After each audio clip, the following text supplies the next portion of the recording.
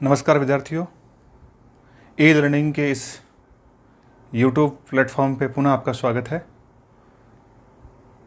पहले वाले प्रकरण में हम लोग जापान के संविधान की विशेषताएं पढ़ रहे थे और उसी सिलसिले को, उसके दूसरे भाग को आज हम पूरा करेंगे। तो आज पुनः आज का जो टॉपिक है वो है जापान का संविधान और उसकी मुख्य विशेषताएं।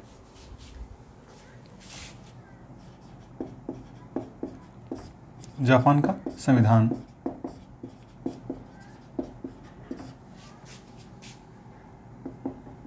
प्रमुख विशेषताएं।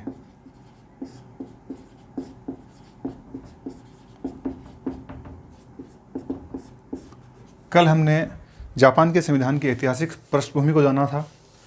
ऐतिहासिक पृष्ठभूमि के पश्चात हम लोगों ने जापान के संविधान की महत्वपूर्ण 5 विशेषताएं थी, उनका अध्ययन किया था। 5 विशेषताओं में मैं पुनः आपको स्मरण करवा दूं। हमने ये पढ़ा था कि जापान का संविधान है वो लिखित संविधान है, संक्षिप्त संविधान है और कठोर संविधान है, पहले विशेषता के रूप में। उसके पश्चात हमने पढ़ा था कि संविधान है वो जनता की संप्रभुता घोषित करता है, जनता की संप्रभुता घोषित करने वाला संविधान। दूसरा ये पढ़ा था। तीसरा हमने संसदीय प्रजातंत्र के बारे में पढ़ा था। इसी सिलसिले में हम 5 विशेषताएं पढ़ चुके हैं और आज हम जो उसकी छठी महत्वपूर्ण विशेषता है उसके बारे में पढ़ेंगे। और छठी जो विशेषता है वो है संवैधानिक राजतंत्र। संवैधानिक राजतंत्र। मैंने आपको पहले वाले वीडियो लेक्चर में बताया था कि जापान का जो संविधान है वो मुख्यतः 2 पैटर्नों पर डिपेंड है, अमेरिकन पैटर्न और ब्रिटिश पैटर्न। तो ब्रिटिश संसदीय व्यवस्था उसको अपनाया गया है यहाँ पे, और बहुत सारे प्रावधान हैं जो अमेरिकन संविधान से भी प्रभावित हैं। संवैधानिक राजतंत्र होने का मतलब है कि ये ठीक ब्रिटिश पैटर्न है। जिस तरह से ब्रिटेन में सम्राट और कैबिनेट के रूप में 2 कार्यपालिकाएं कार्य करती हैं, एक नाम मात्र की है सम्राट और कैबिनेट है वो वास्तविक कार्यपालिका है। यहाँ जापान का संविधान भी ये उल्लेख करता है कि जापान का जो सम्राट है वो केवल राज्य प्रमुख है, सरकार का प्रमुख नहीं है, केवल नाम मात्र के लिए है। तो हम ये कह सकते हैं सम्राट जो है राज्य प्रमुख, और सरकार का प्रमुख कौन होगा? पीएम एंड कैबिनेट, ये सरकार के प्रमुख हैं, सरकार के प्रमुख। तो जापान में जो सम्राट है, संवैधानिक राजतंत्र है, केवल संविधान में सम्राट को राज्य प्रमुख घोषित किया गया है। सम्राट अपने समस्त कार्यों के लिए प्रधानमंत्री और उसकी कैबिनेट है, उसका जो मंत्रिमंडल है उस पर आश्रित है। सम्राट प्रधानमंत्री और कैबिनेट की सलाह पर ही कार्य करता है। यहाँ पे एक देखने वाली बात यह है कि मैंने आपको पहले वाले वीडियो में बताया था कि जो ब्रिटिश संसदीय पैटर्न है और थोड़ा सा जापान का जो ये पैटर्न है थोड़ा सा डिफरेंट है। तो उसमें अपने को ध्यान देना है कि इस संवैधानिक राजतंत्र में जो ब्रिटिश सिस्टम है उससे जापान वाला कैसे भिन्न है। तो मैंने पहले बताया था आपको कि जापान में जो प्रधानमंत्री हैं और प्रधानमंत्री का जो चयन होता है वो किसके द्वारा होता है? वहाँ की विधायिका के द्वारा होता है, और उसकी नियुक्ति सम्राट के द्वारा होती है। ब्रिटेन में ऐसा नहीं होता है। ब्रिटेन में जो लोअर हाउस है वहीं से प्रधानमंत्री का जो चयन और नियुक्ति दोनों कार्य हैं वो ब्रिटिश जो क्राउन है, राज मुकुट है, वो करता है। तो ये डिफरेंस है एक। दूसरा देखो, एक डिफरेंस और भी है। एक पीएम के साथ जापान में जो व्यवस्था की गई है वो 20 मंत्रियों की गई है, जिसको हम इंडिया और ब्रिटेन के हिसाब से कैबिनेट मिनिस्टर बोलते हैं, कैबिनेट मंत्री बोलते हैं। जापान में इनके लिए जो शब्द काम आता है वो राज्य मंत्री आता है।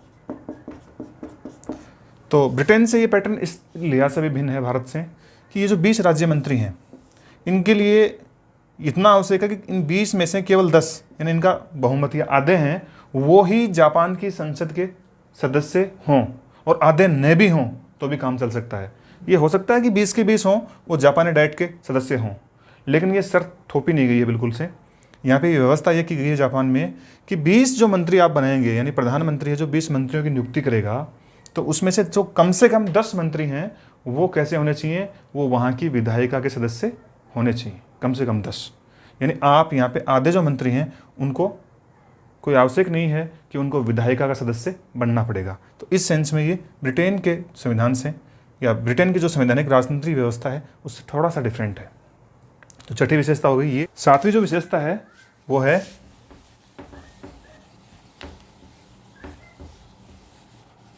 सातवीं जो महत्वपूर्ण विशेषता है वो है एकात्मक संविधान। ठीक ब्रिटिश पैटर्न है एकात्मक संविधान।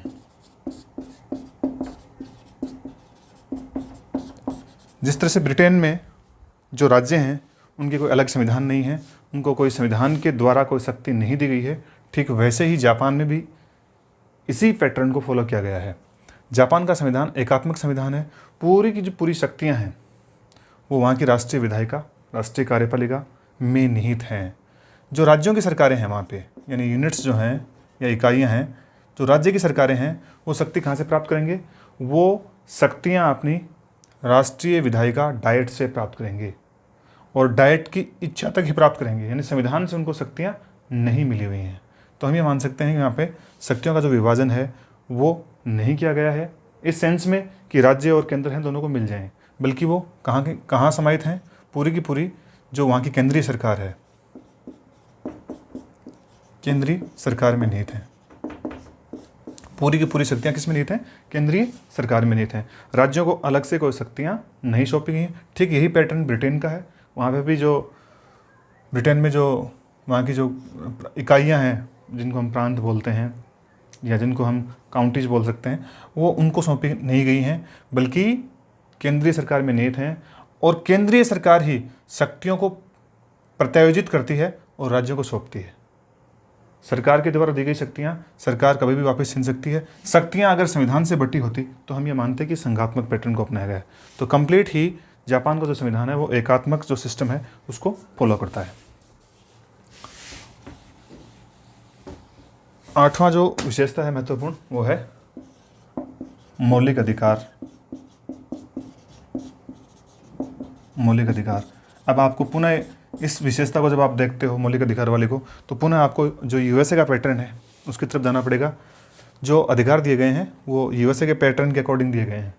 अमेरिका के संविधान में हम जानते हैं कि जो मूल अधिकार हैं उनका उल्लेख संविधान लागू होने के समय नहीं था, लेकिन बाद में संशोधनों से जोड़ दिए गए थे। लेकिन ऐसी व्यवस्था यहाँ पे जापान में नहीं की गई है, बल्कि जापान में अमेरिकी पैटर्न के अधिकार जरूर हैं। नागरिक अधिकार हैं, वहाँ पे आर्थिक अधिकार हैं, सारे के सारे अधिकार हैं वो जापान में भी ठीक वैसे दिए गए हैं, लेकिन वो अलग तरह से दिए गए हैं। अगर मैं बात कर लूँ तो कुल 103 अनुच्छेद जापान के संविधान में हैं। उनमें से अकेले 31 अनुच्छेद में अधिकार और कर्तव्यों की बात की गई है। अनुच्छेद 10 से लेकर 40 तक जापान के संविधान के अनुच्छेद कुल कितने हैं? 103। 103 अनुच्छेदों में से 31 अनुच्छेदों में जो वहाँ के नागरिक हैं, जापानी नागरिक हैं, उनके अधिकार और उनके कर्तव्यों का जिक्र किया गया है। तो यह है अनुच्छेद 10 से लेकर 40 तक में कुल 31 अनुच्छेद हैं और उनमें इनका जिक्र है। दोनों दिए गए हैं। जो विशिष्ट अधिकार हैं, आप ये मान सकते हो कि भारत के नागरिकों को जो अधिकार मिले हुए हैं या अमेरिकन नागरिकों को जो मूल अधिकार मिले हुए हैं, ठीक उसी पैटर्न के मूल अधिकार हैं वो जापान के संविधान में वर्णित हैं, जापान के नागरिकों के उपयोग के लिए हैं। तो ये हो गई 8वीं विशेषता। अब 8वीं विशेषता के बाद हम इसकी 9वीं विशेषता देखें तो ये अपने आप में थोड़ी सी विशिष्ट है। 9वीं विशेषता है शांति संविधान। शांति संविधान, या हम ये कह सकते हैं युद्ध परित्याग वाला संविधान। युद्ध परित्याग। जापान का जो संविधान है वो युद्ध को पूरी तरह से त्याग देता है। अनुच्छेद 9 की मैं बात करूं, अनुच्छेद 9 जापान के संविधान का अनुच्छेद 9 है, वो इस बात की व्यवस्था करता है, इस बात को वर्णित करता है साफ शब्दों में, स्पष्ट शब्दों में वहाँ पे अंकित है कि जापान कभी भी विवादों के हल के लिए युद्ध की नीति को या धमकी की नीति को नहीं अपनाएगा, बल्कि शांति स्थापना के लिए अन्य तरीकों को प्रयोग में लाएगा। तो अनुच्छेद 9 है, इसमें देखो मैं पुनः आपको वो याद दिला दूं, डगलस मैकार्थर, ये अमेरिकी जनरल है डगलस मैकार्थर, इसी की प्रेरणा से संविधान बना था और इसी की प्रेरणा से ये संविधान का अनुच्छेद 9 तैयार किया गया था। और सबसे अधिक जो आलोचना होती है जापानी संविधान की, वो इसी अनुच्छेद 9 के अनुसार के कारण होती है, क्योंकि जापान को पूरी तरह से ये विवश कर दिया गया था कि वो भविष्य में जो शांति स्थापना है उसके लिए कभी भी युद्ध और धमकी की नीति को नहीं अपनाएगा। और ठीक वही अपनाया। जापान के संविधान को अगर हम देखेंगे तो वहाँ पे जापान में जो सशस्त्र सेनाएं हैं, मिलिट्री फोर्सेज हैं, जो सैन्य बल हैं, उनकी व्यवस्था नहीं की गई है, बल्कि जो आंतरिक सुरक्षा है उसके लिए एसडीएफ है, स्पेशल डिफेंस फोर्सेज, आत्मरक्षा बल। केवल जापान का संविधान है वो आत्मरक्षा बल की व्यवस्था करता है। जापान का संविधान जापान को एक शांतिप्रिय देश घोषित करते हुए युद्ध और जो धमकी हैं या जो मिलिट्री पावर है उसका प्रयोग करने के लिए पूर्णतः अपने आप को रोकता है। और इसमें सबसे इम्पोर्टेंट बात है कि ये पहला देश है ऐसा, या पहला संविधान है दुनिया का, पहला संविधान, दुनिया का पहला संविधान है जो अपने आप को युद्ध और जो मिलिट्री एक्शन है उनको रोकने के लिए अपने संविधान में व्यवस्था करता है। दुनिया के किसी भी देश में, दुनिया के किसी भी देश के संविधान में इस तरह की व्यवस्थाएं नहीं की गई हैं। तो ये है इसकी 9वीं विशेषता। अगर 10वीं विशेषता हम देखें तो द्विसदनात्मकता है। यहाँ पे संसद है, वहाँ की जो डाइट है विधायिका, राष्ट्रीय विधायिका, उसके 2 सदन है। तो हम कह सकते हैं द्विसदनीय व्यवस्थापिका। यहाँ पे पुनः द्विसदनीय व्यवस्थापिका को अपनाने के पीछे पुनः जो ब्रिटिश प्रणाली है, ब्रिटिश संसदीय प्रणाली है, वो फॉलो हुई है यहाँ पे पूरी तरह से। जो वहाँ की राष्ट्रीय विधायिका है उसका नाम डाइट है। डाइट के 2 सदन हैं, एक का नाम प्रतिनिधि सभा, हाउस ऑफ रिप्रेजेंटेटिव, दूसरी का नाम है पार्षद सभा। तो प्रतिनिधि सभा है वो निम्न सदन है जिसको हम लोकप्रिय सदन बोलते हैं। ब्रिटेन की अगर हम बात कर लें तो ये ब्रिटेन के हाउस ऑफ कॉमन्स के बराबर है।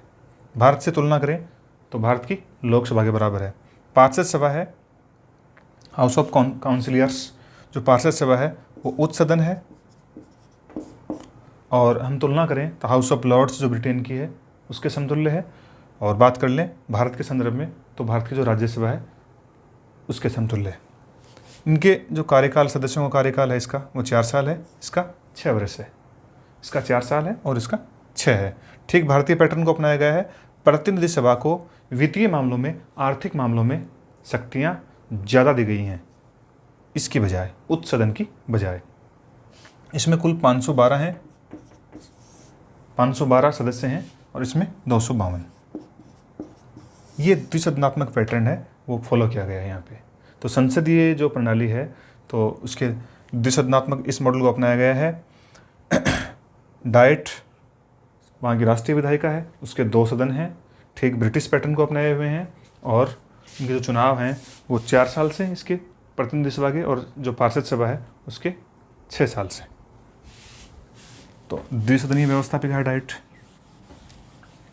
अगर हम बात कर लें 11वीं विशेषता की तो हम कह सकते हैं पंथ निरपेक्ष संविधान।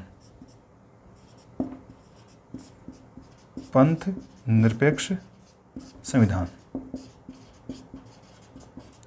इस संविधान से पहले की अगर मैं बात कर लूँ, यानी 1947 से पहले के जितने संविधान थे, संवैधानिक व्यवस्थाएं थी, वो जो कार्य कर रहे थे, उसमें जापान था वो अपने आप में एक धार्मिक राष्ट्र था। शिंटो धर्म था वहाँ पे, अपने ऐतिहासिक शिंटो धर्म को राजधर्म घोषित किया गया था। लेकिन अब इस नए संविधान में जापान को एक पंथ निरपेक्ष राज्य घोषित किया गया है। तो हम ये कह सकते हैं कि जो जापानी संविधान है वो पंथ निरपेक्ष संविधान है, ठीक भारतीय पैटर्न है। अंतिम और जो बड़ी महत्वपूर्ण विशेषता है वो है स्वतंत्र न्यायपालिका। स्वतंत्र न्यायपालिका।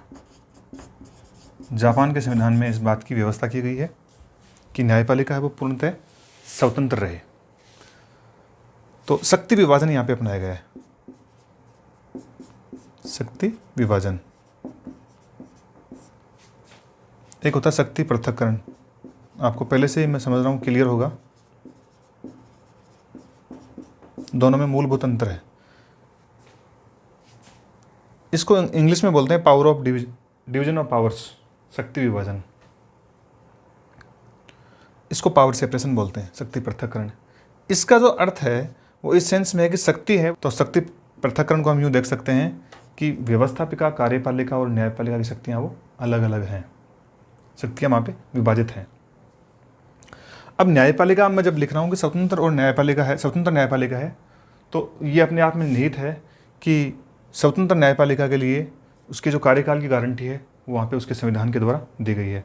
यहाँ पे थोड़ा सा जो रोचक और अपने आप में जो विशिष्ट प्रावधान है वो न्यायाधीशों की नियुक्ति को लेकर है, जो हमें देखना है। इससे पहले हम ये बात तो कर ही चुके हैं कि वहाँ पे न्यायिक पुनरावलोकन की व्यवस्था वो सुस्पष्ट है। तो ये अपने आप में नहीं था कि जब न्याय पुनरावलोकन होगा तो न्यायपालिका की स्वतंत्रता को कायम रखना बहुत ज़रूरी है।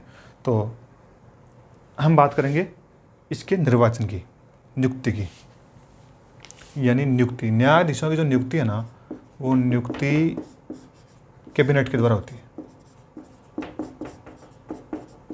अपने ऐसा सिस्टम नहीं है कि सर्वोच्च न्यायालय की भूमिका ही महत्वपूर्ण हो अपने आप में। नियुक्ति कौन करता है? कैबिनेट। न्यायाधीशों की नियुक्ति कैबिनेट के द्वारा की होती है।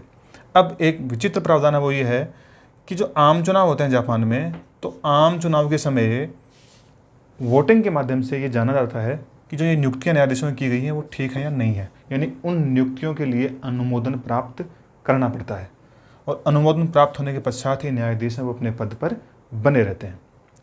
हम बात कर लें 10 वर्ष के पश्चात, यदि किसी न्यायाधीश ने 10 वर्ष कार्य कर लिया हो अनुमोदन करने के पश्चात, तो 10 वर्ष बाद पुनः अनुमोदन की आवश्यकता होती है, और पुनः अनुमोदन अगर होगा तो ही न्यायाधीश हैं वो अपने पद पर बने रहेंगे, अन्यथा उनको पद छोड़ना पड़ता है। तो ये एक विचित्र किस्म का प्रावधान है जो जापान के संविधान में किया गया है। मैं समझता हूँ कि आज के इस लेक्चर में आप जापान के संविधान की महत्वपूर्ण विशेषताओं को ठीक से समझ पाए होंगे। फिर भी अगर कहीं आपको कुछ कंसेप्ट को समझने में कहीं दिक्कत आई हो तो आप मुझे कमेंट करके बता सकते हैं। बहुत बहुत धन्यवाद।